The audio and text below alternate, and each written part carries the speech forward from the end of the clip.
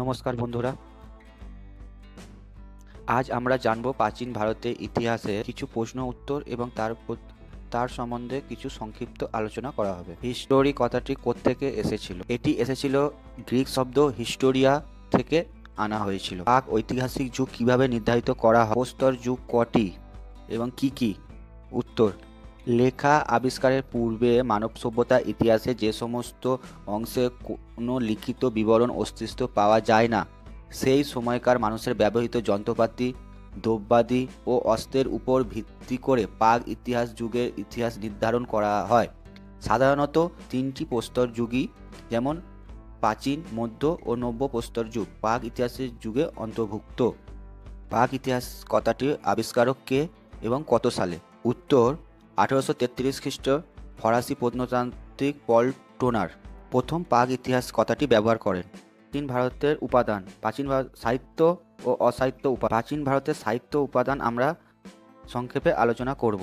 সাহিত্য উপাদানের মধ্যে হচ্ছে বেদ, উপনিষদ, মহাকাব্য, বৌদ্ধ সাহিত্য, জৈন সাহিত্য, ধর্মশাস্ত্র, কৌটিল্যের অর্থশাস্ত্র, কালিদাস রচিত অভিজ্ঞান শকুন্তলম, কলহনের রাজতরঙ্গিনী, হর্ষচরিত্র।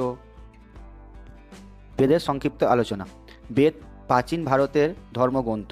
এটি 4টে ভাগে বিভক্ত: ঋগ্বেদ, সামবেদ, যজুর্বেদ এবং অথর্ববেদ। বেদের প্রকারভেদ, এই কোশ্চেনটা এসেছিল WBCS 2017-তে।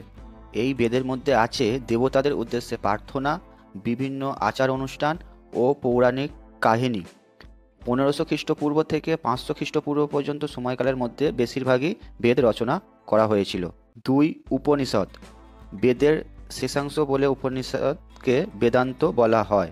উপনিষদে আত্মা এবং পরমাত্মা সম্পর্কে দার্শনিক আলোচনা করা হয়েছে। 3. মহাকাব্য। মহর্ষি বাল্মীকি রচিত রামায়ণ এবং ঋষি বেদব্যাসের রচিত মহাভারত হলো অন্যতম সাহিত্য উপাদান। 4. বৌদ্ধ সাহিত্য। পালি ভাষায় রচিত বৌদ্ধ ধর্মগ্রন্থ ত্রিপিটক 3টি ভাগে বিভক্ত: পুত্রপিটক, বিনয় পিটক এবং অভিধর্ম পিটক। এখান থেকে কোশ্চেন হবে কটি ভাগে বিভক্ত ও কি কি? মহাকাব্য থেকে কোশ্চেন হবে রামায়ণ ও মহাভারত কার লেখা?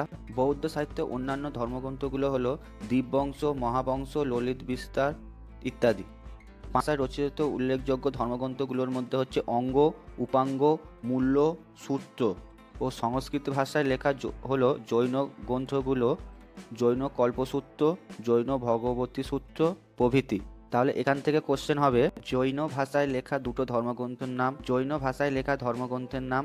সংস্কৃত ভাষায় লেখা জৈন ধর্মগ্রন্থের নাম কি? এবং জৈন ভাষায় লেখা ধর্মগ্রন্থের নাম কি? 6. ধর্মশাস্ত্র। ধর্মশাস্ত্র মূলত আইন বিষয়ক গ্রন্থ।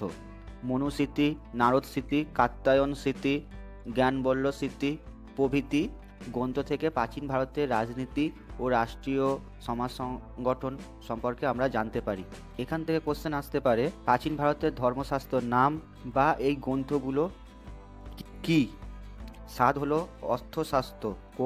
কৌটিল্যের অর্থশাস্ত্র এই গ্রন্থ থেকে মৌর্য যুগে রাজনীতি ও অর্থনৈতিক সম্পর্কে আমরা জানতে পারি। এখান থেকে কোশ্চেন আসবে মৌর্য যুগে রাজনীতি ও অর্থনীতি সম্বন্ধে আমরা কোত্থেকে জানতে পারি?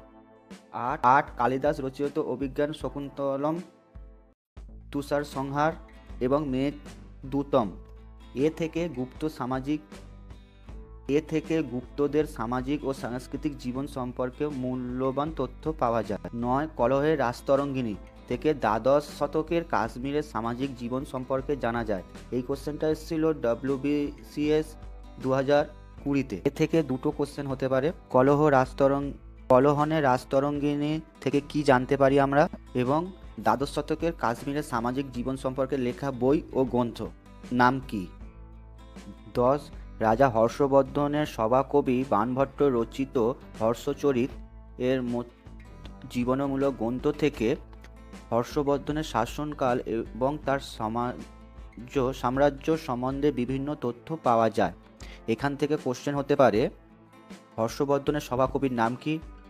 বাণভট্টর লেখা গ্রন্থের নাম কি? এবং হর্ষবর্ধনের শাসনকাল ও সাম্রাজ্য আমরা কোন গ্রন্থ থেকে জানতে পারি? পরের দিন আমরা আলোচনা করব অসাহিত্যিক উপাদান এবং কোন লেখক কোন গ্রন্থ লিখেছে এবং তার মধ্যে কি বিষয়বস্তু আছে, এটাও খুব ইম্পর্টেন্ট। এ থেকে 2016, 17, 18 3 বছরই কোশ্চেন এসছে। বন্ধুরা ভিডিওটার ভালো মন্দ কমেন্ট করে জানাবেন।